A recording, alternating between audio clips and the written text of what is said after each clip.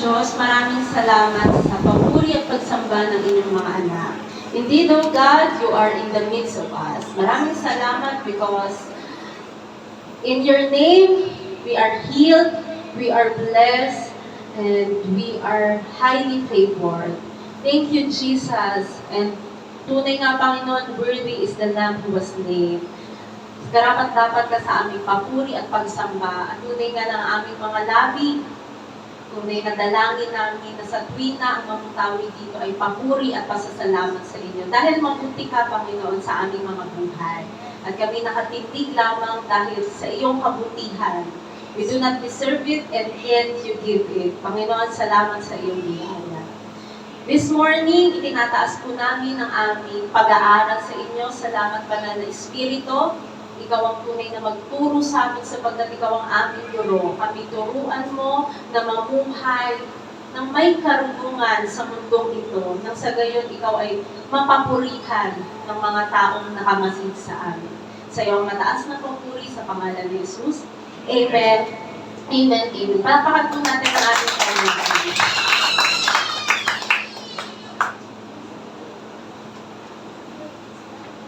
So last Sunday, we talk about relational wisdom, and today it's part 2. Part 2. So, hindi pa po tapos si Santiago patungkol sa tinutumbok niya na karunungan sa pakikipagkapwa. So, that is relational. So, hindi pa siya tapos, kaya itutuloy natin. And we learned last Sunday that wisdom is a lifestyle. Sabihin niyo nga po, wisdom is a lifestyle. Ang pagiging marunong, kasi iba po ang matalino sa marunong, tama po ba? Tama po ba? There's a big difference between a smart person and a wise person. At ang nais ng Biblia, hindi ka lang matalino, pero ikaw ay marunong. Sapagkat, sabi po dyan, wisdom is a lifestyle. Yes, you need knowledge. Kailangan, tama po ba? Kailangan may alam ka sa mundong ito, pero hindi ka tatagal kung hindi ka marunong. So that is why wisdom is a lifestyle. Hindi siya pwedeng on and off sa buhay natin. Lalo na po tayo, mga Kristiyano. Kasi kami ng Kristiyano dito, tatandaan na hindi on and off ang wisdom. Dapat sa tuwina, sa loob at labas ng simbahan, meron tayong karunungan. Makipag-relate, kapwa man natin Kristiyano o hindi. So, wisdom is a lifestyle, especially for us Christians. So, James 3:13, balikan po natin yung nabasa na po natin last week. Who is wise and understanding among you? Sino ang marunong at maunawain sa inyo? Anong sabi ni Santiago? Let them show it by their good life. Sino marunong? Sino maunawain? Ipakita mo marunong ka sa pamamagitan ng iyong karakter, ng iyong buhay. Kasi mga kabiyaya, ang wisdom po is applied knowledge. Wisdom is more of the application. It is not head knowledge. Tama po ba? Maraming tao matalino, maraming tao may matataas na dito. Pero hindi sila marunong makikapwa. Ang tatanungin ko, sinong pipiliin nyo? Yung maraming alam o yung marunong makisama sa iyo? So that is why, ano sabi ni Santiago? Sinong marunong, sinong maunawain, ipakita ito sa pamamagitan ng kanyang karakter. Because wisdom has more to do with character in relationship than it has to do with education and intelligence. Mga kabiyaya, maganda po ang may alam. Sabi mo sa katabi mo, knowledge is power.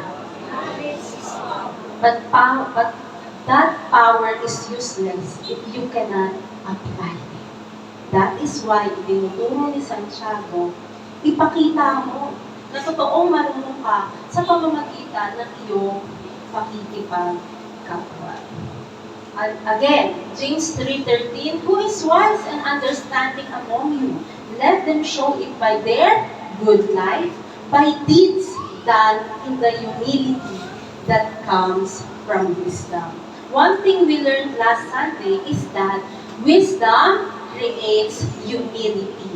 Knowledge causes pride, but wisdom causes humility. Ang karunungan po ay mapagpakumbaba. It is humble. Amen? Kasi ang nililikha ng katalinuhan ay kayabangan. Pero kung ikaw ay marunong, at tatandaan po natin ang James chapter 3, it's all about two kinds of wisdom. The wisdom of man and the wisdom of God. At ang ina-urge tayo ni Santiago, hindi tayo manangan sa katalinuhan o karunungan ng tao. Manangan tayo sa karunungan ng Diyos. Bakit tayo ay mga anak ng Diyos? Totoo po mga kabiyaya na ang naperpekto sa atin ay ang ating espiritu. In that spirit, we have the wisdom of God. And for us, na yung espiritu na nasa kaloob-looban natin, yung wisdom na nandoon, lumabas at makita ng ibang tao, kailangan dumaan dun sa soul. At paano mababago ang soul? By the renewing of the mind. So, kailangan mag-aral ng salita ng Diyos. Mahalaga po na alam natin ang salita ng Diyos. And by the wisdom of God, yung natutunan natin patungkol sa salita ng Diyos, na-a-apply natin sa buhay natin. Amen? Naalala niyo po ba nung, alam ko maraming hindi naka-attend that time kasi may bagyo. Sino ba yung bagyong yun? Christine ba? Hindi yun? Ako, nakalimutan ko na siya. Dumaan lang kasi siya. Basta may bagyo nung last time. And it's all about mouth management. Ang sabi ko, lahat tayo manager. Tama? Taas ang kamay ng manager.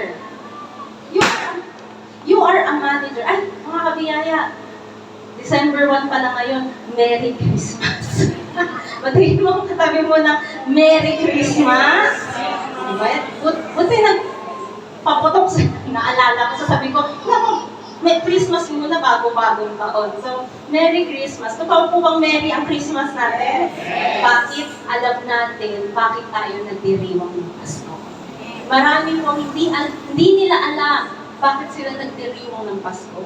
Ang iba nagdiriwang dahil may 13th month. Ang iba ay nagdiriwang sapagkat tradisyon na may Pasko. Masaya ang Pasko sa Pilipinas. Pero tayong mga Kristiyano, tayo ay nagsiselebrate ng Christmas dahil si Kristo ay ipinanganak para sa atin. Amen? Palapakan po natin ang ating Panginoon. Kaya muli, batiin mo, masaya naman. Maganda yung ngiti na, kabiyaya, maligayang Pasko. Totoong Merry ang ating Christmas. Amen? Amen. So, nasa na ba ako? Wala kami ako. Ayan. So, again, so, manager. Okay. So, ang tulad na nasabi ko last time, we are managers of our mouth. Tama po ba na alam po natin na alam po ba natin na ang dila, tama po ba Opo, amen. Okay. Alam po natin, kasi nabasa natin sa Santiago, na ang dila ay kailangan supinin. Tama? Because tongue is untamable. Marami na pong sumubok kumontrol sa kanya pero hindi na kayang kontrolin. So, ano pong pinapakita ng James 3? Pinapakita po dito na there's a need to manage our mouth. Okay? Yun yung alam natin, pero in your daily life, in our daily life, are we managing it right? So that is knowledge and wisdom. Isa, alam mo, na delikado ang panay salita. Ang sabi nga ng salmista, kapag maraming sinasabi, maraming pagkakasala. Alam mo yun? Pero, maybe practically, salita ka ng salita, hindi mo nasasala ang iyong sinasabi. So see, iba ang may alam at iba ang marunong. And grace to it, we are wise. Amen? We are wise. So again, balik po tayo. So there is two kinds of wisdom. Wisdom of men and wisdom of God. Ang karunungan ng tao, nagpuproduce siya ng pride. Nagpuproduce siya ng yabang. Pero ang karunungan mula sa Diyos, it creates humility. Amen? It creates humility. Mapagpakumbaba. Hindi mo binababa ang sarili mo, ikaw ay mapagpakumbaba. So again, wisdom creates humility. And last Sunday, natutunan po natin ang tatlong requirements or evidence of relational wisdom sa buhay ng tao.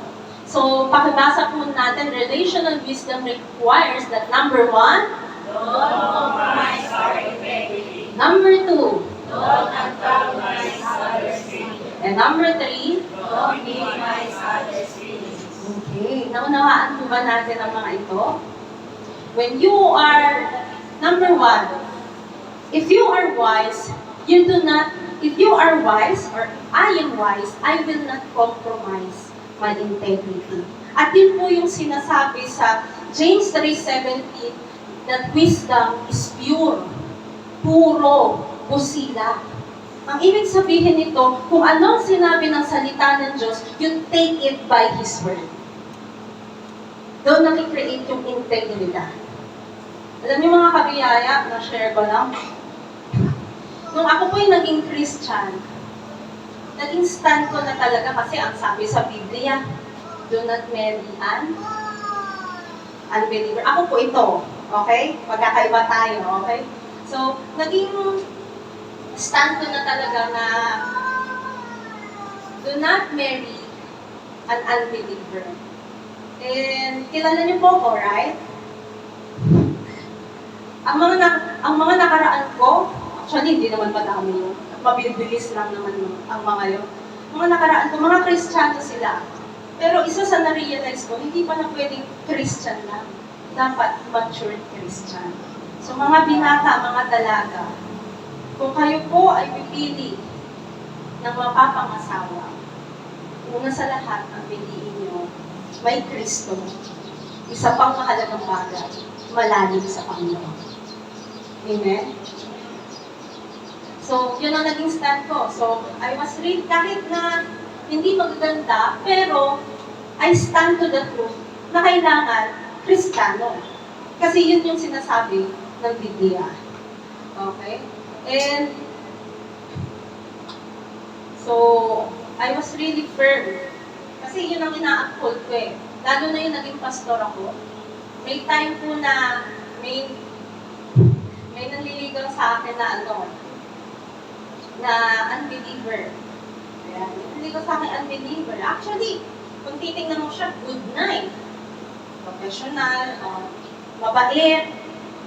So, kung magpapadala ako, kasi ilang taon na ako, bata pa naman ako noon eh. Hindi naman ako atat mag-asawa eh. Kasi ang sabi ko talaga noon kay Pastora Sonia, sabi pala ni Pastora Sonia, ang isip ni Pastora Sonia, naiibahan siya sa akin. Kasi dapat ang kasama ko na, ng mga edad kong yun, kahit pa magiging partner in life ko. Pero hindi siya lagi kasama ko. Hanggang pumasok sa CR, magkasama kami. Kaya, naipanalangin ni Pastora na ibigay na sa akin yung mapapangasawa ko kasi kakaedad na daw ako. Habang may edad ako, walang po kontra. Masakin ang mikropono. So, meron nang diligaw sa akin that time na unbeliever. And, okay talaga siya. Pero alam niyo po, bukod sa firm ako na hindi ako mag-marry or hindi ako makikipag-date sa unbeliever, alam niyo po yung isang nagtumatak sa akin, tinapik po ako ni Papa. Ang sabi ni Papa, believer ha. That changes everything. Kaya po nung pangasawa ko, si Pastor, hindi naman po ako nagsisisi. Siguro siya hindi rin nagsisisi. Pero yun yung stand namin. Sabi ko kay Pastora, hinihintay ko na nga lang mag-rapture eh. Hindi ko na hinihintay mag-asawa. Kasi ang isip ko, kung hindi believer ang mapapangasawa ko, o mag-aasawa ko, baka sumakit lang ang ulo ko, masaya naman ako. So, pero, God willing, may hands na ako ngayon. Amen. So, labakan po natin ang ating I really stand to that, na do not marry an unbeliever. That is for me. So, I do not want to compromise. Isipin nyo ha, kung ang napangasawa ko ay unbeliever, and I am a pastor, totoo, may masasabi kayo sa akin. Tama. Pero thanks be to God, bumulong ang wisdom sa form ni Papa. Malaki po talaga yun sa akin. Tinapik niya ako. Isang salita lang, believer. And it changes everything. Then, syempre, kinasal, ganyan. So, firm pa rin ako sa pinaniniwalaan ko. Then, nagkaroon ako ng anak. Alam ko, na-share ko ni Pastora last Sunday. So, in my point of view, na-share ni Pastora yun. And, iba pala pag naging nanay ka, di ba? So, si Hans po ay pandemic baby. Hindi nakakalabas. And as a mother, gusto mo ma-experience niya din yung labas. Makahalapin na siya ng ibang tao. And then, bago mag-November, merong invitation sa office na Halloween night, Halloween meeting. Alam ko, nakasulat doon, ilan yung a-attend, or English, ilan ang a-attend. Then, agad kong nilipat yung email. Kasi alam ko, hindi tayo nagsiselebrate ng Halloween. So, nakailang invitation yun. Invitation, and I disregard it. Pero, as a mother, may kurot.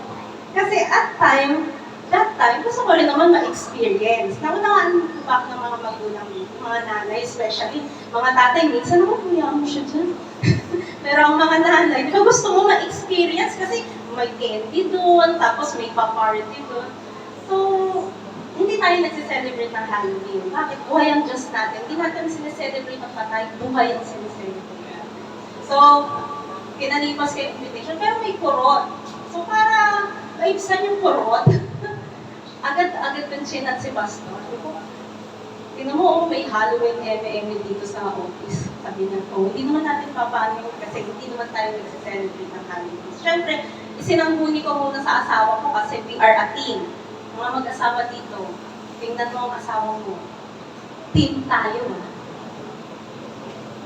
Team tayo. Kaya kayo mga mag-asawa, mag-usap kayo ano yung do's and don'ts. Para hindi malito yung mga anak nyo. Pag unang lumapit kay nanay, o unang lumapit kay tatay. Kasi tag team kayo. So, parehas kami ni Pastor. And then, si Pastora, sinabi ko din, at hindi. So, okay. Then it comes Halloween. So, it's okay. At least, wala akong pinost na nagkakipag-Halloween si Hans. And yung Jelly Ace, hindi po yun galing sa Halloween. Galing po yun sa Likha Cup namin, in-house training ni Personal Collection. So, pagkakamali ko, hindi ko tinikman yung Jelly Ace. Baka pa-inspired na kaya sumakit ko siya. So, salamat, malakas pa rin siyang kumain ngayon. Okay, so, anong pinapakita, nakuwento ko lang, because we do not compromise our integrity if we are wise. Bakit? Pwedeng may pleasure ka doon, di ba? Kasi pwedeng pagbigyan ko siya, hindi naman ma-affect ang kaligtasan namin, di ba? Pag pina-attend ko doon, di ba? And, as a priest, at pwedeng sabihin nila, ay, sa bata lang naman yan. So, hindi ma-affectahan. But, yung patotoo mo as a Christian, mag-hurt if you compromise your integrity. And if you are really wise, you will not compromise your integrity. Hindi ko sure kung nabanggit ni Pastora, pero totoo po, ang mga Christian, killjoy. Nabanggit po ba? Nabanggit? Mga Christian po, killjoy. Ako po, oo, killjoy ako. Ang dami ko pong pinalampas na events na ganap as a young lady para lang every Sunday nandito ako. Bakit? Kasi ang anak ng Diyos dapat natatagpuan sa simbahan tuwing.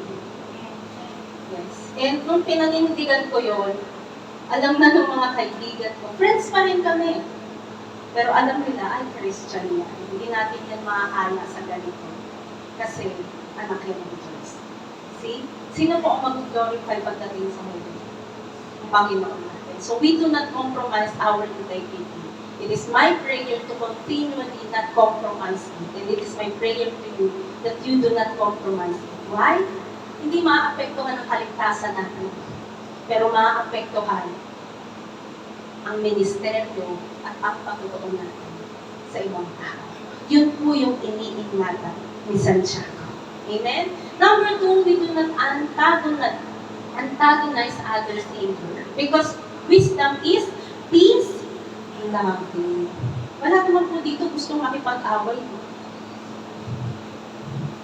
Mama?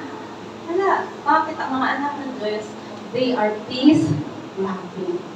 Hanggat makakaiwas ka sa gulo, umiwas ka sa gulo. At hindi ka nagko-compare, tama? Hindi ka nagko-compare. Kasi mga bagay na yun, it will just heaten the anger. So you do not antagonize others' anger. And number 3, don't minimize others' feelings. Do not minimize others' feelings because wisdom is gentle. Wisdom is gentle. Mga kapatid, tatandaan po natin, lahat ng pakiramdam ng tao valid. That is the truth. Valid kung ano yung nararamdaman mo in a particular situation. Pero depende kung magiging valid pa yung magiging reaction mo sa nararamdaman mo. Kung nakakaramdam ka ng lungkot, mananatili ka bang malungkot? O magsasaya ka sapagkat ito ang araw na ginawa ng Diyos? So do not minimize others' feelings. Bakit? Hindi mo alam kung gaano kataas ang putik sa kanya. Akala, ikaw sa tingin mo hanggang dito lang ang putik, pero sa kanya maliit siya, hanggang dito na pala. Ang sasabihin mo, i-minimize mo na, putik lang yan. Putik, nandito na lang ako. Hindi na ako malulunod na ako. So we do not minimize others' feelings. Instead, we are gentle. Amen? We are gentle. We are understanding. And you know what? Hindi po natin kaya yung mga bagay na nasa sarili natin. Kung walang Kristo sa atin, hindi po tayo magiging puro. Hindi po tayo magiging peace-loving. Hindi po tayo magiging gentle. All things to God. Amen? Palakpakan po natin. Maaari Panginoon. At ang lahat yun, nasasabi ko ay recap pa lang. Number 4. Pakibasa po ng lahat. Relational wisdom requires that we don't criticize others' opinion. Pag sinabi kong criticize, it is to find fault. Paghahanap ng kamalian, paghahanap ng butas. So, pag sinabi kong criticize, ito ay paghahanap ng kamalian na may halong pag-disapprove. Okay? At anong sabi po dyan? If we are wise, we do not criticize others' opinion. Tatandaan po na ang opinion ng tao ay hindi ganap. Again, ang opinion ng tao ay hindi ganap. Sapagkat ang opinion po ay personal na pananaw ng nagsasalita. Magkakaiba po ba tayo ng opinion? Yes. Bakit? Magkakaiba tayo sa pagtingin sa mga bagay-bagay. Dahil magkakaiba naman talaga tayo. Tingnan mo yung katabi mo. Kamukha mo ba? Until you understand, we are unique. Magkakaiba tayo. Iba-iba po yung kinalakyan natin, iba-iba yung kinagisnan. Hindi po tayo parehas ng kaalaman at experience. At magkakaiba din yung mga taong nakakasalamuha at nakikilala natin. So, ang opinion po ng tao ay hindi ganap. Bakit? Ano lamang ang ganap sa mundo ito? Ang salita ng Diyos. The Bible is the only absolute thing in this world. Pero kung ikaw ay marunong, kung tayo ay marunong na Kristiyano. Kasi gusto ko i-emphasize in this series na ang kausap ni Santiago ay mga Kristiyano. At hindi po lahat ng Kristiyano ay wise. Kaya na inuulit-ulit niya ito. So tayo, bilang marunong na Kristiyano, hindi tayo madaling umuna sa opinyon ng iba. Alam natin hindi ganap yung opinion nila, and yet we are willing to listen. And if it is a good advice, it is a good opinion, we accept it. Ito ay pinakikinggan nating mabuti sinusuri kung mabuti nga, at kung kailangan ng ating tugon, iniisip natin mabuti, ano yung magiging tugon natin. Ang sabi ko po nung last time sa Mount Management, magkaiba ang smart person sa wise person. Ang smart person o ang matalinong tao, alam niya kung ano yung sasabihin niya at sinasabi niya yun. Pero ang marunong na tao, a wise person, alam niya yung sasabihin niya at kung kailan niya ito sasabihin. Makakasakit ba ito? Oo, ito ang totoo, pero naaakma pa sa panahon. That is a wise person. And as a wise person, we do not criticize others' opinion. Yet, others' opinion, we are willing to listen, hindi yung binabarahan mo agad, ay, yan naman yung nagsasalita, hindi na ako makikinig. And that is not what. Tingnan po natin kasi ito po yung ating verse, James 3:17. But the wisdom that comes from heaven is first of all pure, that is, do not compromise our integrity. Then peace-loving, not antagonizing anger, considerate or gentle, that is, do not minimizing others' feelings. And nandito po tayo, wisdom is submissive. Submissive. Initially, pag sinabing submissive, ang isip natin, sunod-sunuran. Tama? O mapagpasakop. Pero kapag tinignan po natin yung mas malalim niya, in the Greek text, mauunawaan po natin yung being submissive po dyan, from the Greek word eupites, which means reasonable, willing to listen, open to ideas. Tingnan po natin sa ibang salin, kasi dito submissive eh. Pero sa ibang salin, mas na-capture na. Sa Revised Standard Version, yung submissive po, tinawag niyang open to reason. Magkatwiranan tayo. Tama po ba yung mga ama-attend ng midweek? Ang gusto ng Diyos, makipagkatwiranan ka sa Kanya. Diba? Ihain mo yung pangako niya. Sapagkat, alam mo, pinaniniwalaan mo, at narinig niya, sasabihin mo, ako'y pinagpala na gawin sa inyo, Diyos. Makipagkatwiranan. So, a wise person is open to reason. In the Living Bible, it allows discussion. Mga kapatid, a Christian who is applying God's wisdom in his life is teachable. Teachable. Mabilis natuturuan. Kasi totoo po ba may mga hindi natuturuan? Bakit? Marunong na sila, ayaw nilang makinig. So, ang marunong na Kristiyano, alam niya na may matututunan siya kahit kanino. Sa babae man o sa lalaki. Sa bata man o matanda. Alam niyo mga kaibiyaya, isa sa napatunayan ko dito sa TLC Bagong Sina, marunong kayo. Alam niyo kung bakit? Tanungin niyo. Kasi, mas bata po ako sa inyo. And yet, you are willing to listen to me. Amen? Naniniwala ko, kaya pinakikinggan niyo ko dahil hindi ko kaalaman ang sinasabi ko dito. It is the wisdom of God yung binabahagi ko sa inyo. And I am deeply humble. Palakpakan naman po natin ang ating. So, maraming salamat sa Diyos. Meron na pong mga wise na kabiyaya. Amen? So, ang marunong na tao, nakikinig siya. Marunong siyang makinig sapagkat alam niya, may matututunan ako sa kaharap ko. Babae man siya o lalaki, bata man siya o matanda. Mataas man yung pinag-aralan niya o hindi niya iniisip yun. Ang iniisip niya, gusto kong makipagkatwiranan. Gusto ko ng pakikipag-usap. So, a wise Christian is not defensive towards other opinion, but submissive. That is submissive. Kasi madalas, ang isip ng tao submissive, sunod-sunuran, nagpapasakot lang. No. Kaya siya submissive, hindi siya submissive dun sa tao. Submissive siya because he is open-minded to entertain new thoughts, new learnings. Hindi sarado yung kanyang isip. Tatandaan, yung mga mayayabang, kasi yun naman yung totoo, yung mga mayayabang ayaw nila ng mga bagong kaalaman dahil ang akala nila, alam na nila ang lahat. No. Remember, ang buhay ng tao is a continual learning. Sa bawat araw, may matututunan tayo. Sa bawat araw, mamumulat ka. Hindi mo pa pala alam ang lahat. That is why you are willing to listen. Amen?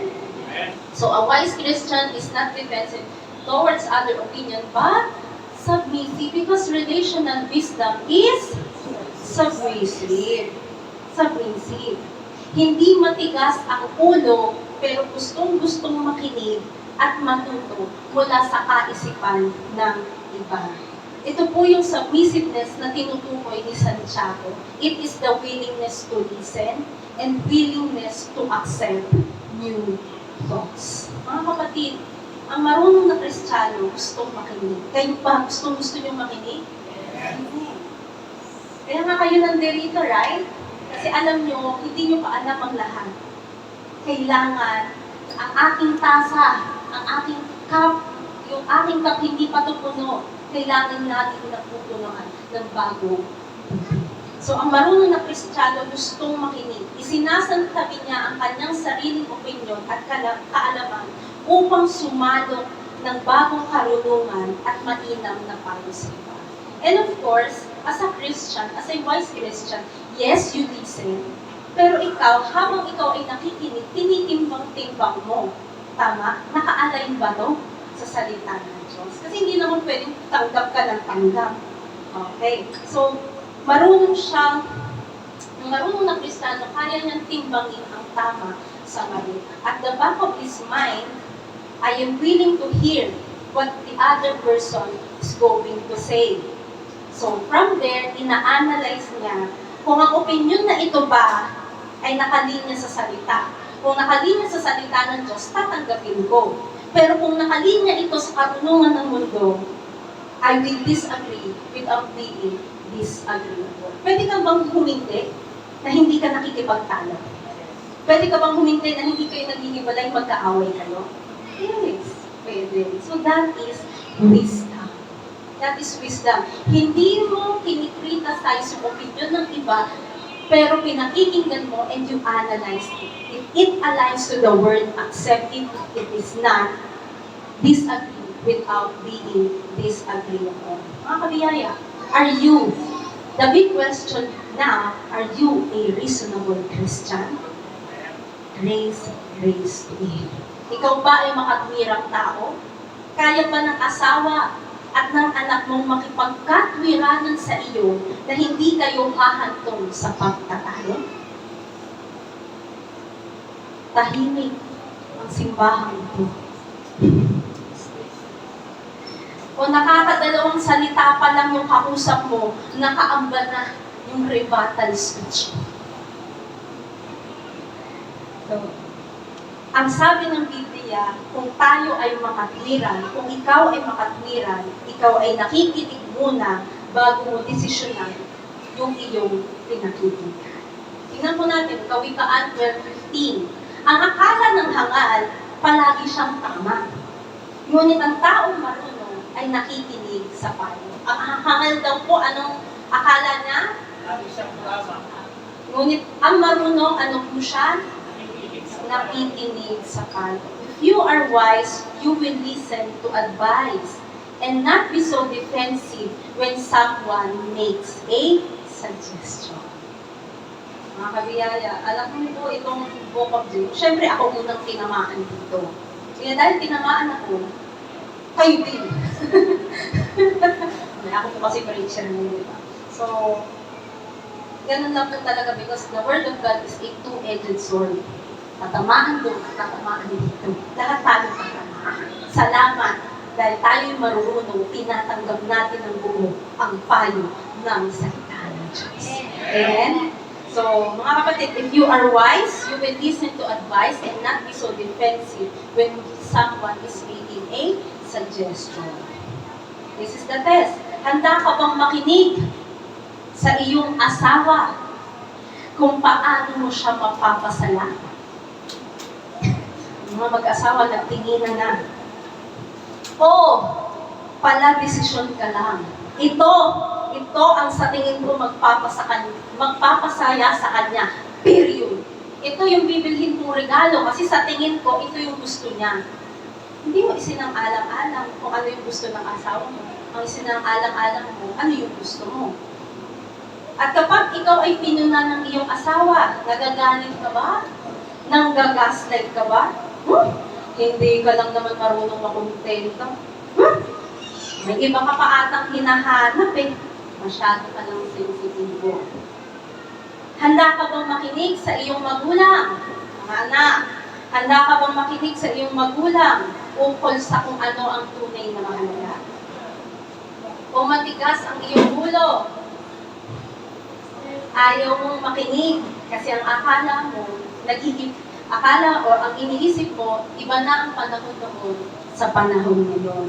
Ang isip mo, mas kabisado mo ang bagong mundong ginagalawan mo.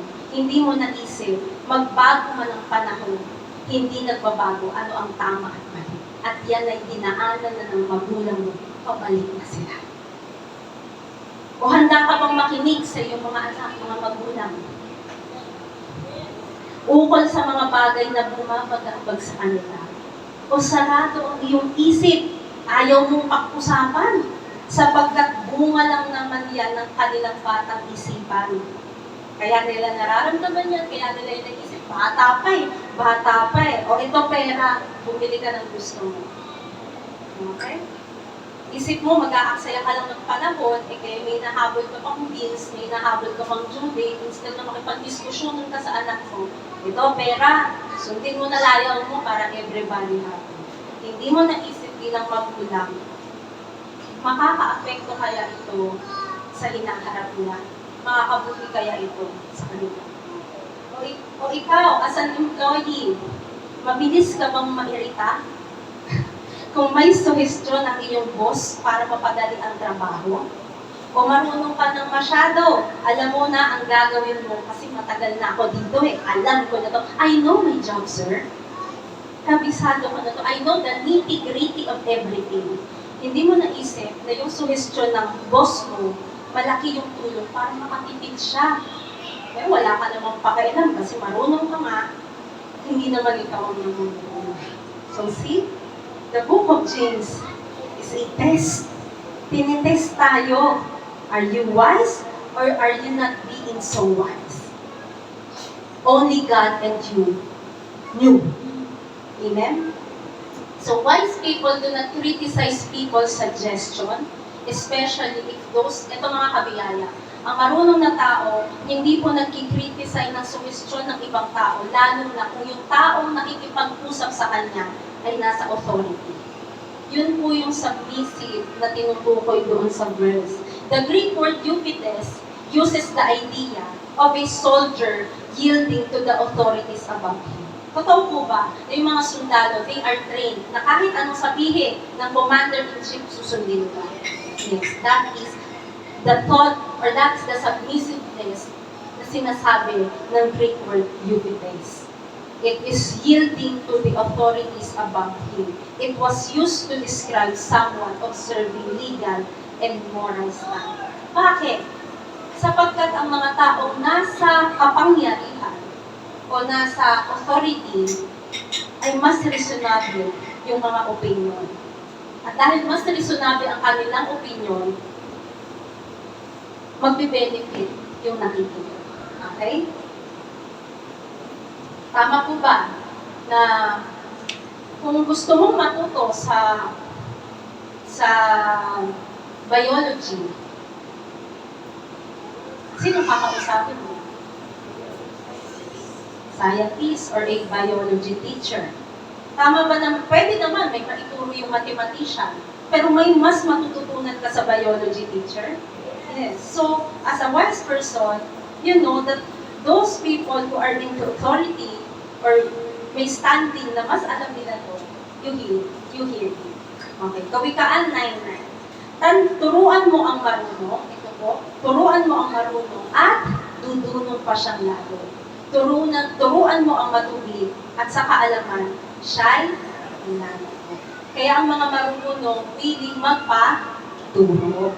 Hindi sila yung, ay alam ko na yan, ay narinig ko na yan, yan na naman, sawa na ako dyan, wala bang bago. Napansin nyo dito sa TLC Bagong Simula, paulit-ulit lang. Diba, lagi na may mention, spirit, soul, body, the tripartite being. Nagsasawa ba kayo? Hindi. Why?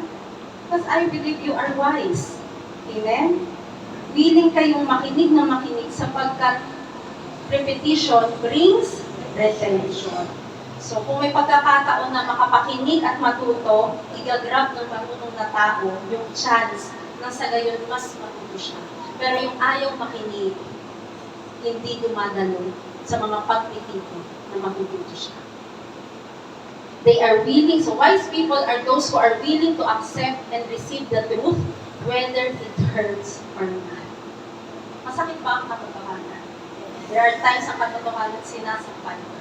And yet, you are willing to listen. You are here. Physically and figuratively, you are here. Amen?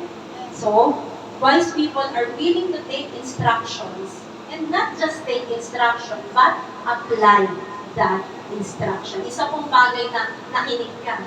Ibang bagay at na-apply mo. Amen? So, that is being wise, to be submissive, to be reasonable, to acknowledge good advice, be thankful for that advice, and willingly do it. Mga kapatid, God's wisdom makes you agreeable and easy to live with and work with. Man's wisdom makes a person stubborn and hard. Mga kabayaya, totoo. May mga kumpanya nga, ang gusto nila, Christian ang empleyado nila. Bakit? Kasi ang mga Kristiyano, may wisdom ng Lord, mabilis turuan, nakikinig. So, a wise person is willing to hear all sides. Pero hindi niya kinokompromiso yung kanyang conviction. Remember, ang wisdom po ay puro, hindi niya kinokompromiso ang integridad niya.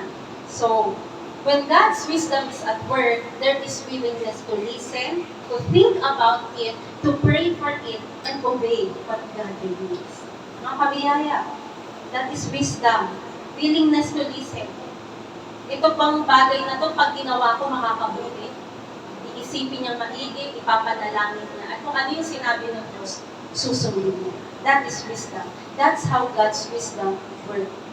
Kaya mga kapatid, kapag ang karunungan ng Diyos ang ginamit natin, kapag ang karunungan ng Diyos ay inilabas natin from our spirit to our soul, there is willingness na makinig, na mag-isip, manalangin, at sumunod anuman ang sabihin ng Diyos. So tatandaan, mga kapatid, tatandaan po natin na ang karunungan ay hindi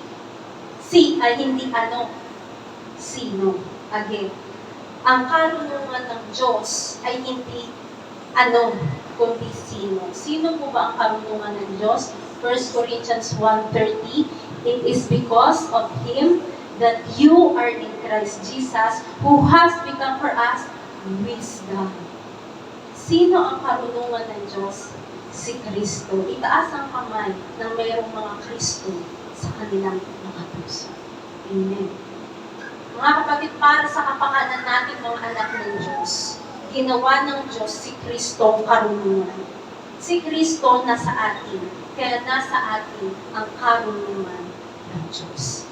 Kaya kapag ikaw ay nakagawa ng matalinong desisyon, magaling na desisyon, napahanga mo ang iba, nauunawaan mo, hindi ikaw ang matalino, hindi ikaw ang marunong. Si Kristo ang tunay na marunong. Kaya marunong kang makinig, tumanggap ng suhestyon sapagkat pinarunong ka ni Kristo. So God's wisdom coming through you because of your relationship with Jesus. Kaya mga kapatid, sino dito ang may relasyon kay Kristo? Dahil may relasyon kayo kay Kristo, you have that wisdom inside you. Palabasin natin yan nang sa ganun makita sa ating katawan at mapapurihan ang ating Amang nasa langit. Amen? And so, number 4, don't criticize others' opinion. Number 5, makibasa ng lahat? Don't emphasize others' mistakes. Don't emphasize others' mistakes. Ang marunong na Kristiyano, hindi niya binibigyang diin ang pagkakamali o pagkukulang ng iba. Maraming mahilig pagpiestahan ang pagkakamali ng iba. Nagmamani pa yan habang naka-round table discussion sila. Mga kapatid, tatandaan, relational wisdom requires that we do not emphasize others' mistake. Yes, nagkakasala ang tao, tama po ba? Nagkakamali ang tao. Anong deserve niya? He deserve judgment. But wisdom is not like that. Wisdom is merciful. Mahabagin ang karunungan. Mahabagin ang karunungan sapagkat hindi niya pinalalaki, minamagnify yung kamalian ng tao. Totoo po ba na may mga pagkakamali tayo? Alam niyo yun sa sarili niyo, alam ko yun sa sarili ko. May pagkakamali tayo. Pero salamat sa Diyos, hindi niya isinumbat yun sa atin. Salamat sa Diyos, hindi niya ibinuyang yan yun para mapahiya tayo sa iba. Okay? Sa mag-asawa, favorite kayo mag-asawa eh. Sa mag-asawa, kapag nagkakaroon ng diskusyon, kasi normal po bang mag-diskusyon ng mag-asawa? Akala ko, may mga mag-asawa dito hindi nagdi-diskusyon eh. Hindi kayo nagdi-diskusyon, ako magkaibigan pala kayo. Kung magkaibigan nga, nagdi-diskusyon hindi ba? So sa mag-asawa, madalas po ba kapag kapag mayroong diskusyon, hindi maiiwasan na maging hysterical at historical. Historical, lahat ng pagkakamali ng asawa, inungkat na mula sa pinakamalalim na parte ng baul. Yung mga dapat, pinatawad mo na eh. Pinatawad mo na eh, tapos ngayon, isusumbat mo. Ngayon, sasabihin mo. So that is being historical. So, relational wisdom says, if I am wise, I will not emphasize others' mistake because a wise person is merciful. Ang sabi po sa James 3:17, but the wisdom that comes from heaven is full of mercy and good fruit. Mga kapatid, wise people are merciful people. And when we say mercy, it is compassion in action. Ang mercy po ay kumikilos, ang mercy po ay gumagawa. Maaari ka bang maawa at mahawag kapag namatayan ng tao? Alam mo, mahirap ang mamatayan at nakakabag ka. Pero silang mga totoong mahabagin, totoong maawain, hindi lang sila basta nakikiraman, nag-aabot pa sila ng abuloy. Hanggat maaari kung pwedeng silang makiramay hanggang sa huling last night, nandoon sila. And that is compassion in action. Ang mercy po is in another level. So, you can, ito po ang totoo, kapag ikaw ay mahabagin, or if you are merciful, you can see and hear it. Naririnig yun, nakikita yun. Pwede ba pag may nag-post sa Facebook, malungkot siya, makikita mo, magsasandali ka. Pero ang iba sa atin, nagpipigil. Bakit? Concerned ka. Okay? Hindi dahil chismosa ka lang, pero dahil mahirap ang may pinagdadaanan. Nararamdaman mo ikaw ay may pinagdaraanan, walang nangumusta sa'yo.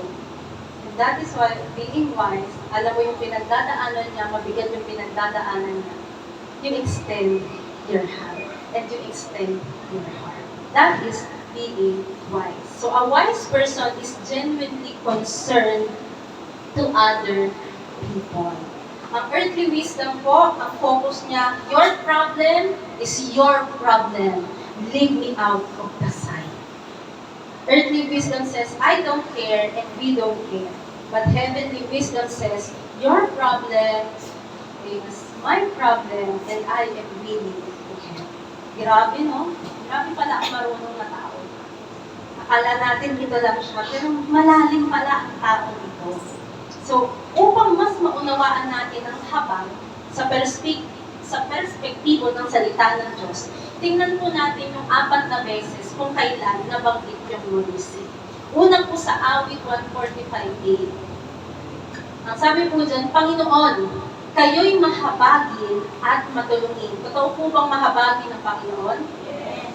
Hindi madali magalit at sagana sa pagmamahal.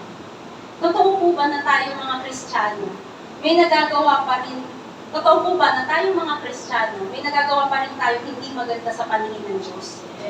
May nasasabi tayo, may naiisip tayo, may nagagawa tayo hindi kalugod-lugod sa Kanya. Kaya napag-aralan natin, napipighati ang Espiritu. At kahit na inipipighati ang Espiritu, hindi niya tayo iniiwan. Bakit? We are the new habitation of God. We are not an Old Testament believer, but we are a new covenant believer. Hindi katulad sa Old Testament na kapag nagasala ang mananampalataya, umaalis ang Espiritu ng Diyos. Hindi po ganyan sa New Covenant. Magkasala o hindi ang mananampalataya, hindi umaalis ang presensya ng Diyos sa kanya. Pero napipighati ang Holy Spirit kapag gumagawa ka ng kabangalan. That is the truth. Alam niyo mga kapatid, it upsets the Holy Spirit when we do things we should not be doing. At imbes iwan niya tayo, imbes na hatulan niya tayo ng judgment and condemnation, ano ginagawa ng Diyos? Ini-extend niya yung abang niya sa atin. Hindi siya agad-agad nagagalit sa atin. That is wisdom. Ang wisdom, hindi mabilis magalit. Katulad ng ating Diyos. Alam po natin ano ang deserve natin sa krus.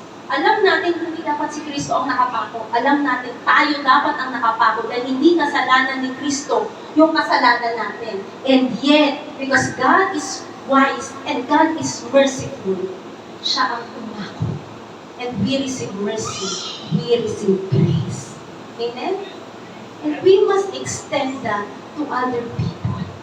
Dahil napakitaan tayo ng habag, maging mahabagin din tayo sa mga tao na iniirita tayo.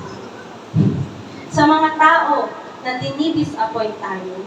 Sa mga taong tinitrigger yung anger button natin. Sa mga taong dinibisi tayo. Sa mga taong dinidiscourage tayo sa anumang kaparaan. So mga kapatid, sa mga ganitong uri ng tao, sa bahay man, sa trabaho, sa church, may mga taong kilala mo, mga taong hindi kilala mo, minsan na ina-upset ka, right? So how can you respond? Are you going to hurt them too? Saying bad things about them? Are you going to emphasize and be repetitive about their mistake? Or are you going to release wisdom in the situation by still understanding and not be angry with them easily? So, God's wisdom displays itself as mercy towards those who upsets us. Mga kapatid, ito po ang totoo. One way or another, pwedeng ma-accept natin ang isa't isa. And it is the time na pag tayo ay na-accept, it is the time to show wisdom, to show mercy. Maging mahabagin tayo sa mga taong nag-a-upset sa atin sapagkat tayo din naman, may mga pagkakataon nakaka-upset tayo. Pero ang Diyos kahit na-a-upset na, hindi siya at-nais. Mahal na mahal tayo. And that is wisdom. Another scenario of mercy in the Bible is Luke 10:37. Alam niyo po ba ang scenario niya? The Good Samaritan. So meron pong mama, siya'y ninakawan, at hubot-hubad na siya halos dahil walang iniwan na anuman sa kanya. Dumaan po ang Pariseo, dumaan po ang Hudyo. Tiningnan lang nila na habang siya sa tao, pero anong ginawa ng Hudyo at nung Pariseo? Naawa lang siya, umalis sila. Pero nung dumating ang Samaritano, hindi siya nag-atubili tulungan ang mama na nasa kalagayan na pagkadapa. Pagkadapa po ba ang nangyari sa mama? Yes. Mahirap bumangon sa ganyang sitwasyon that is physical. Nakawan ka, bukbukin ka, kunin yung iyong ari-arian. He hurts. He is hurting, rather. Anong sabi ni Jesus? The man replied. Sabi kasi ni Jesus, sa tingin mo sa tatlo, sino ang tunay na kapwa? Right? Remember, sino ang tunay na kapwa? Ang sabi nung kausap ni Kristo, the man replied, the one who showed him mercy. Then Jesus said, yes, now go and do the same. May mga tao po sa buhay natin na sumasok, na lugmok, hindi o hirap makabangon. Mga pagkakataon, minsan kasalanan nila, bakit sila nadapa, pero may mga pagkakataon ba, na biktima lang sila ng sitwasyon. They are hurting. Wala silang control. God's wisdom displays itself as mercy towards those who are hurting. And if we are wise, hindi po natin imamagnify yung error, bakit sila nandoon sa sitwasyon. Instead, we will extend our hands and our hearts to help them. Nakaka-istorbo man sila o hindi. May kapalit man o wala, I will extend my mercy to them. Naalala niyo po si Og. Tama po ba na napakababa ng sitwasyon niya dati? Anong ginawa ng mga kaibigan niya? Dinamayan ba siya? Hindi. Ang ginawa, kinondem na pa. Sabihin mo na kasi kung anong kasalanan mo, ibang patawad mo. Wala kang maisip si Job na ginawa niya. Kasi wala naman talaga. Mga kapatid, yung mga ganong kaibigan, i-unfriend nyo na. I-block nyo na. Kasi ang kailangan natin sa mundo ito, yung mga mahahabaging tao na nag-i-extend ng pangunawa. Dahil tayo sa sarili natin, kailangan natin ng pangunawa at aruga. Amen? So, that's God's wisdom on display. Another scenario, sa Luke 35 to 36, si Jesus po ang nagsasalita at ang kanyang topic, love your enemies. Wow, love your enemies. Isa po ito sa mga sinabi ni Kristo, ito ang inyong gawin. Mahalin ninyo ang inyong mga kaaway at gumawa kayo ng mabuti sa kanila. Kung magpapahiram kayo ng hindi umaasa na anumang kabayaran. At malaking gantimpala ang tatanggapin ninyo at makikilala kayong mga anak ng kataas-taasang Diyos sapagkat mabuti siya kahit sa mga tao masama at walang utang. Isa pa, sapagkat mabuti ang Diyos kahit sa mga taong masama at walang utang na loob. Maging maawain kayo tulad ng inyong ama. Ano po pinapakita dito? This should be like father, like son. Right? And that is what James is all about. That we reflect God's character. Amen? Bakit? Nasa atin si Kristo, nasa atin ang Diyos. And in this life, it is our goal to reflect Him.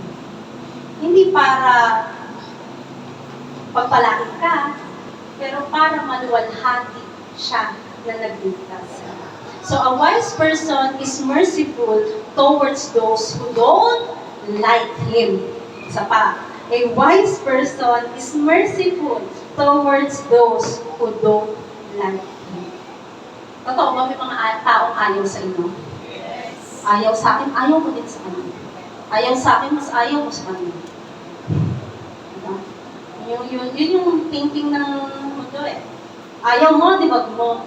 Sino ba nawalan? Ako? Pero may mga tao talaga sa mundo na ayaw sa'yo. Minsan wala ka namang ginagawa. Minsan wala siya sa rason. Ayaw niya sa'yo. Kumukulo lang ang dugo nila kapag nakikita ka. Ayaw nila sa'yo eh. Tapos may pagkakataon itong mga taong to nakakabastos mo. Tama ba? Kung mga taong galit sa'yo, ayaw sa'yo, pinipilosopo ka. May mga pagkakataon, lagi silang salungat sa sinasabi mo, parang wala ka nang sinabing tama. Tapos yung iba pang ayaw sa'yo, gumagawa ng fake news, pinopost pa sa Facebook, nagno-note pa, nagmamigrate pa, hindi na lang sabihin sa indirekta, patama-tama pa. Mga kapatid, meron pang pagkakataon, ayaw sa'yo, pero natulungan mo sila. Meron ba? Sabi ko sa inyo, makakarinig kayo dito eh. Diba? May pagkakataon, natulungan mo sila, at alam naman nila, natulungan mo sila, pero hindi sila kontento. Gusto nila, hindi lang yung kamay mo, ibigay mo, pati yung balikat at yung braso mo sa kanila.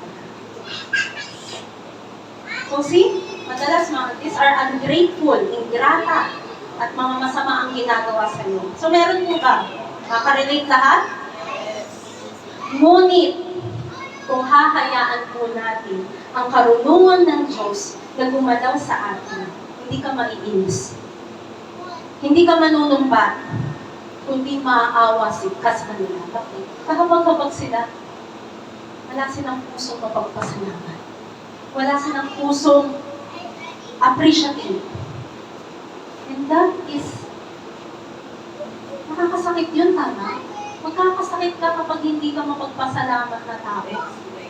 It takes grace to do that. Amen? So, minsan matatawa ka sa kanila kasi hindi mo maunawaan saan sila nanggagaling. At mahabag ka sapagkat hindi nila nauunawaan na hindi tama yung puso nila. Meron silang heart disease. Figuratively, physically, yes. Mahal mo pa rin sila by the wisdom of God. Mga kapatid, kaya ang laki nito, grace is everything. Kasi itong mga sinasabi ko ngayon, hindi natin ito kaya sa sarili natin. It takes a lot of grace, and grace is everything. Amen? So kahit na inaaway ka nila, ginagawang ka nila ng hindi masama, sinasabi nila kung ano-ano sa'yo, mahal mo pa rin sila at kasama pa rin sila sa prayer mo. Amen? Amen? Palpakan po natin ating Panginoon. So God's wisdom displays itself as mercy toward those who hate you. That is God's wisdom in action. Merciful. Okay. And ito na po yung sa last, yung pang-apat. Ay, saan ba? Wala pa niya ako. Last. Sa Judas, or sa Jude 22 to 23, kasi isang chapter lang po ang Jude. Ito po, ang context nito, maging maawain tayo sa mga taong hindi na paninindigan ang kanilang pananampalataya. Sabi po ni Jude, maawa kayo sa mga nag-aalinlangan. Tulungan ninyong iba na maligtas sa kaparusahan na para bang nagliligtas kayo ng isang bagay na masusunod na. Maawa kayo kahit sa mga taong napakasama, pero mag-iingat kayo sa masasama nilang gawa. Kasoklaman ninyo kahit na ang damit nilang nadumihan. So a wise person is merciful towards those whose faith is wavering. Meron po tayong mga kapwa Kristiyano na nag-aalinlangan at hindi tumitindi sa pananampalataya. Tama po ba? Meron po tayong mga kapatid na now you see me, now you don't. Right? And instead of condemning them, we understand. Amen? Naiintindihan natin sila, pero hindi natin tinotolerate yung kanilang pag-aalinlangan. Pagkaiba po yun. So nakikita natin sila na may mga Kristiyano po mas nagtitiwala sa sarili niyang kaalaman. So, sa mga ganitong pagkakataon na mga maybe baby Christian pa, we are merciful. In this scene, especially if you have, yung mga Kristiyano kung matagal na sa pananampalataya, hindi lang matagal, malalim na sa pananampalataya. Yung mga taong yan, strong na yung conviction yan, tama? Nakikilala niya na yung dapat at hindi. At may pagkakataon, kasalamuhan niya yung mga kapwa ng Kristiyano, gumagawa pa rin ng hindi dapat. Instead, na-emphasize mo yung kanyang pagkakamali, you reach out to them at kinokorek natin sa sila gently.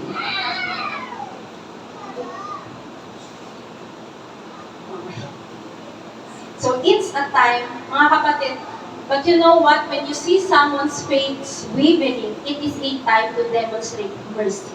Kasi minsan talaga may pagkakataon, pag may mga kapwa tayong Kristiyano, hindi tumitindig sa pananampalataya. Minsan nagiging malamig tayo.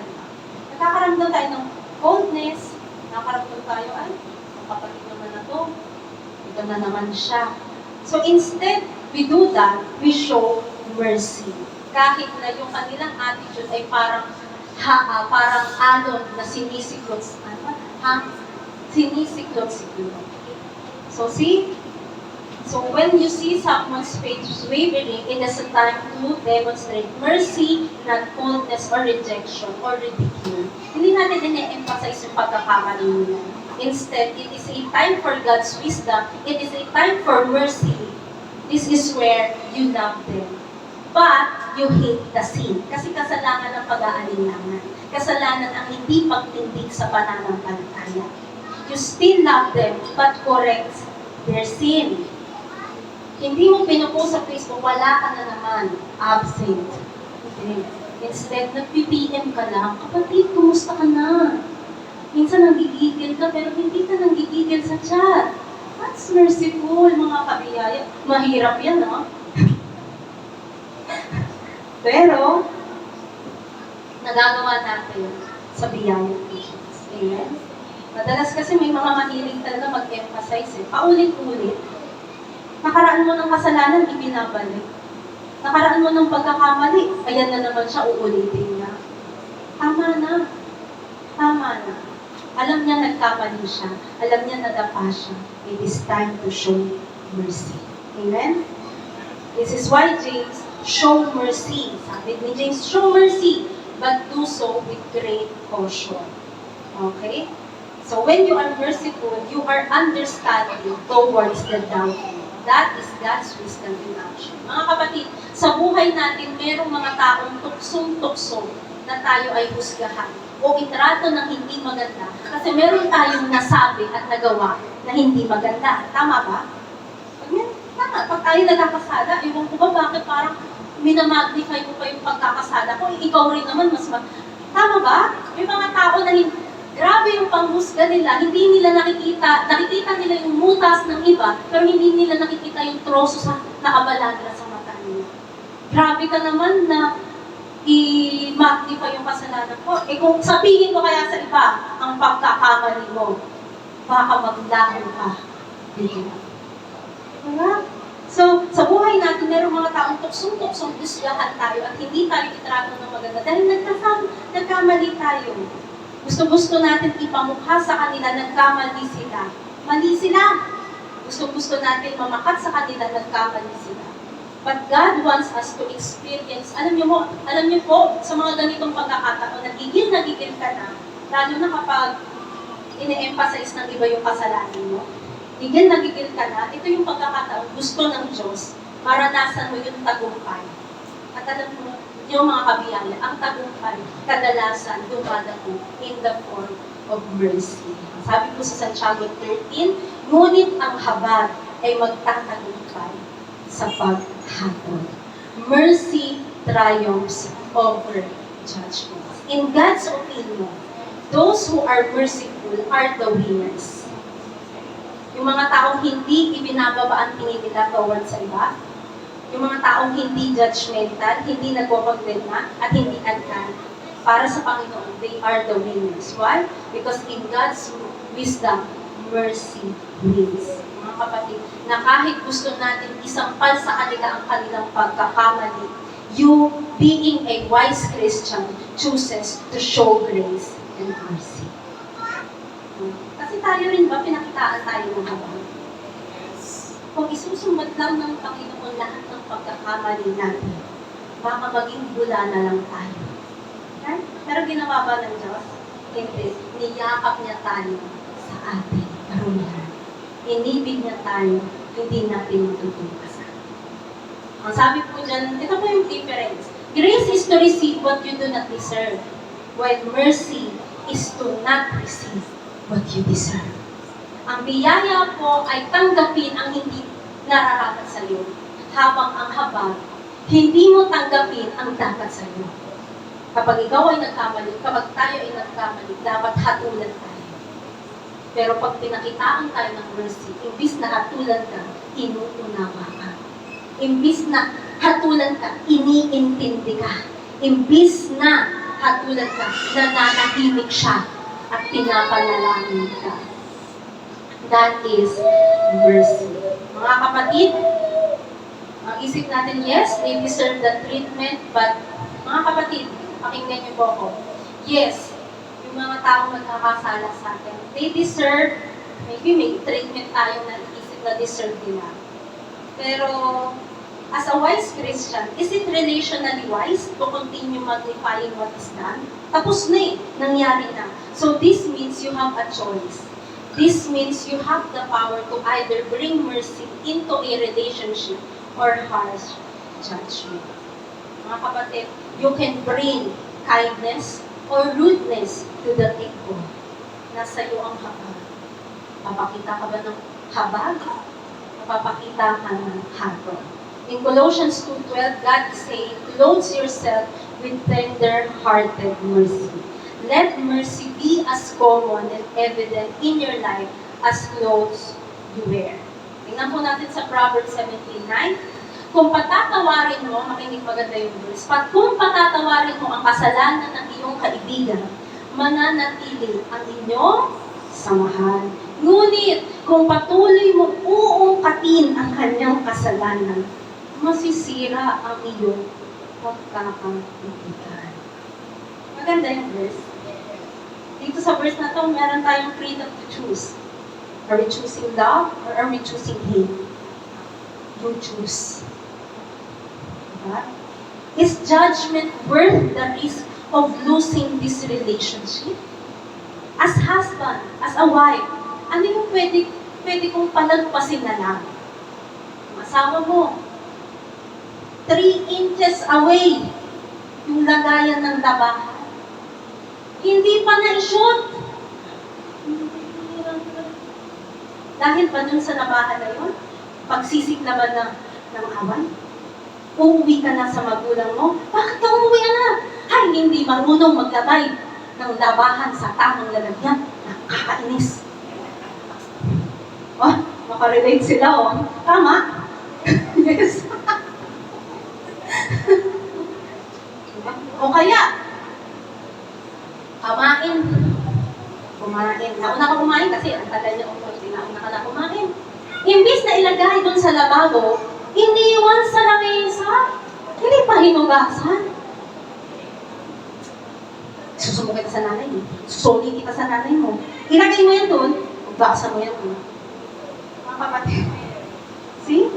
You have to know, mga kabiyaya, when you spill the blood. Alam mo dapat kung kailan ka makikipagbuno. If you are relational-wise, alam mo kung kailan ka dadahanap ng dugo. Ang ibig kong sabihin, alam mo yung lalabanan mo at alam mo yung palalagpasin mo. Meron pong isang ako, tinanong niya yung kanyang lola, Lola, ba't ang tagal niyo ni Lolo? Hindi kayo nag-break. Pwede ba mag-break? Ang sabi ni Lola, kasi anak, may mga bagay na dapat inilalaban mo, pero may mga bagay na dapat inahayaan mo. Kung hindi naman kritikal, hindi maapektuhan ang malaking porsyento ng buhay mo, hayaan mo na lang. Yung labahan ba, is it worth fighting for? Yung hugasan, is it worth fighting for? Pwede man mong sabihin, ikaw naman, ha? Konting kemot lang, ano na yung lababo eh. Sa susunod, ha? Ito naman ganun siguro, di ba? Hindi yan, ta-ta-ta-ta-ta-ta-ta. Parang machine gun matawag doon. Okay. Marami pong kwentong mag-asawa ang naghiwalay dahil hindi nagparaanan sa isa't isa. But it takes a lot of mercy, and it takes a lot of wisdom, and it takes a lot of grace to be merciful at all time. Amen? Again, as a wise Christian, alam mo, ano yung ipaglalaban mo at yung pararaanin mo para sa maluwalhati at maluwag na pagsasama. Kasi hindi naman perfecto ang asawa mo. Hindi ka rin naman perfecto. So, magparaanan kayo. Ganun din sa church. Hindi kayo perfecto, hindi rin perfecto ang inyong mga pastor. And yet, we understand each other because we have the wisdom of God. Grace to eat. Amen? Pakan natin ang ating Panginoon. So, para naman po, ito pa, kasi kailangan ko sabihin ko, para naman po sa mga napakitaan ng habag, para naman po sa mga napakitaan ng mercy, utang na loob, magtinong na kayo. Ang mga taong napakitaan ng habag, dapat nauunawaan niya na siya ay kinahabagan, kaya hindi siya abusado. Amen? Kaya mga kapatid, if you are shown mercy, tumigil ka na. Diba? Do what is needed to be done, and that is to be thankful for the mercy you receive. Amen? Grace, grace to you. And number six, don't disguise our weaknesses. Ang marunong na Kristiyano, hindi mapagkunwari sa kanyang kahinaan at kapintasan. James 3:17, but the wisdom that comes from heaven is impartial and sincere. Hindi na itama. Impartial and sincere. Ang impartial po, ang Greek term niya is adiakritos, which means without partiality. Habang ang sincere po, ang Greek term niya is anapokritos, means without hypocrisy. Ang karunungan po ay walang itinatanggi. Sabihin niyo, wisdom is impartial. Walang itinatanggi ang karunungan. Hindi ka nagte-take sides kasi mas pinapaboran mo siya. Pero ang pinapaboran mo, ano yung totoo? Ano yung tama? It also means, when we say anakritos, it also means undivided. Kasi without partiality. So, undivided.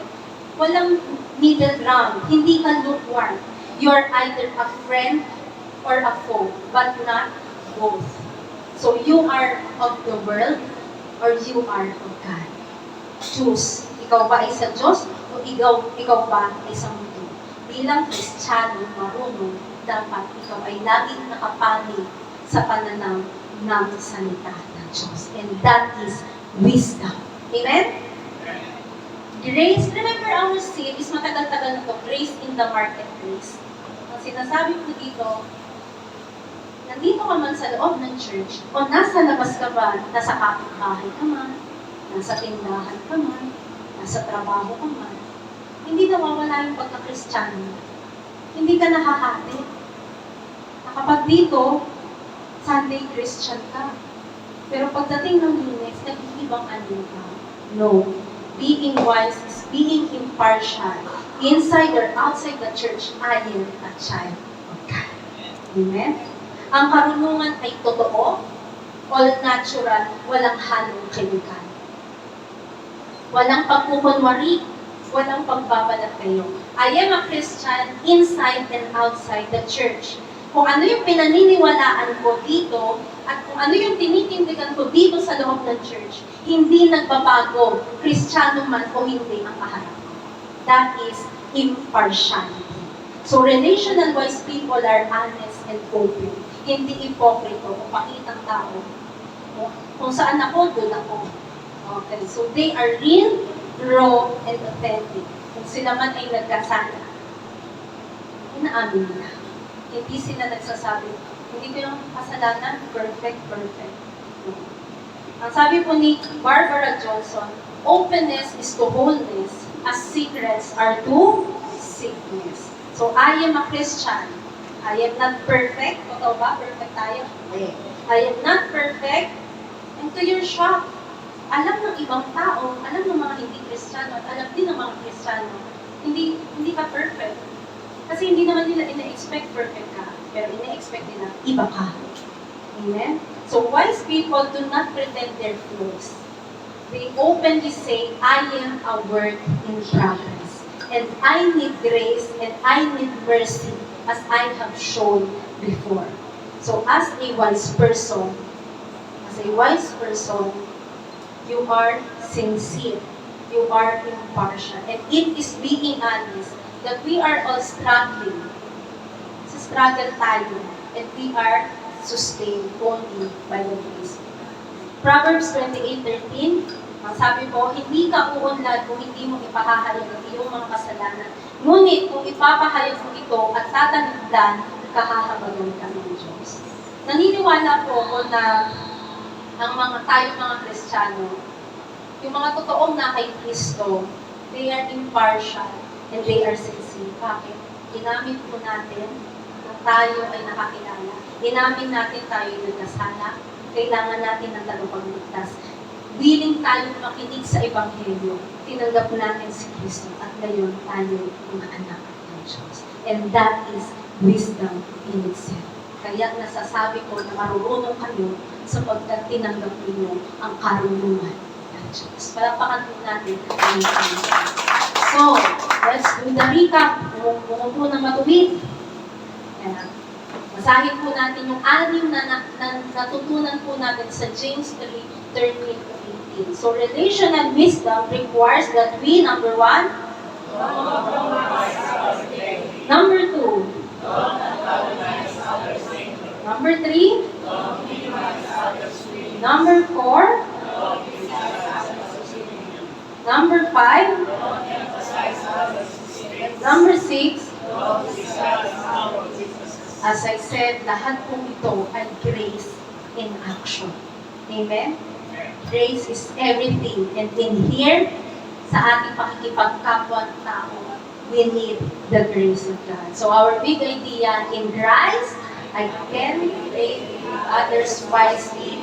Grace is everything. Yes, you can. And it is only by the grace of God. Let's pray. Panginoon, dakilang Diyos, maraming salamat dahil tinuturuan mo kami maging marunong sa aming pakikipagkapwa. We are in this world and we encounters different people from different backgrounds, and there is a great need to be wise in our dealings. And we thank you, O God, dahil sa pamamagitan ng sulat ni Santiago, ipinapaalala mo sa amin na maging mahabagin, pinapaalala mo sa amin na i-extend ang aming kapayapaan na natanggap sa iyo. I-extend po namin ang aming paninindigan ukol sa inyong salita. I-extend po namin ang aming habag, i-extend namin ang aming pagiging totoo. And it all makes difference. Lord, I pray na ang bawat isa sa amin maging relational wise. Nang sa gayon, Panginoon, ay ikaw ang mapapurihan, malaman nila kami anak ng Diyos at ganito ang anak ng Diyos, mapagmahal, mahabagin at maunawain. Sa iyo, Panginoon, ang pinakamataas na papuri sa pangalan ng Jesus. Amen, amen, amen. Palakpakan po natin ang ating Panginoon. Tayo po ay darako sa banal na komunyon. Tinatawagan po ang mga may bahagi.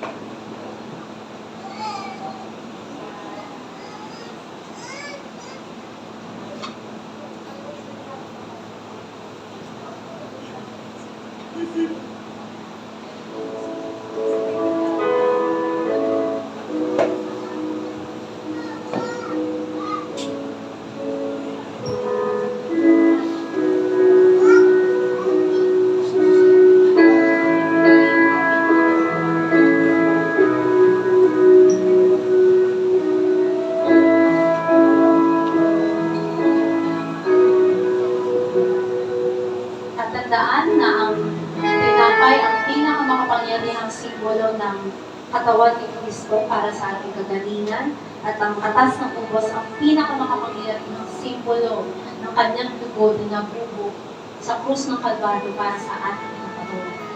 Gawin po natin ang pag-alaalang ito ng may katahimikan at kaayusan.